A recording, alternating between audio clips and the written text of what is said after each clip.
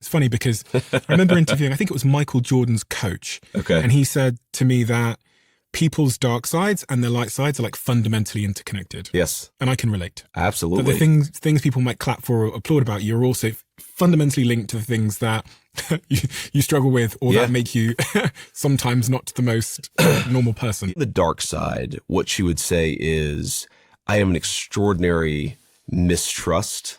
I think of people that I don't know particularly well. I sort of assume the worst sometimes about circumstances and things outside of my control, but I maybe assume the best about the people themselves, right? So there's an inherent sense that the world is going to fall apart. And yet there are all kinds of times during our 12-year marriage where I've just had this thought, like, there's no way this is going to last. Either because she's taking the kids to the grocery store and I start thinking to myself, oh my God, a drunk driver is going to have a head-on collision.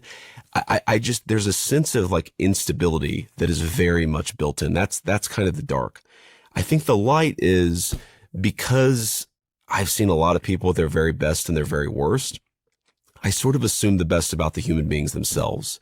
So even though the circumstances are crazy and even though shit hits the fan, sometimes completely outside of your control, I think what you would say is that I probably have a higher empathy quotient than any person that she knows. Mm-hmm. And I really try to understand what makes people tick. And so there's the light and the dark together, but there's a lot beyond that. When I look back at our early relationship and we'd have an argument, like before we were married, and I'd be like, okay, well, fine, let's just break up. And her response is like, well, that's crazy. Why would we break up? Let's just like have a rational conversation. I'm like, honey, I don't do rational conversations in this context. That is not something we do. But again, so long as you're, I think, self-aware about that, it's a problem that you can solve. And certainly, I mean, I think she would say now compared to 14 years ago when we first started dating, it's just night and day.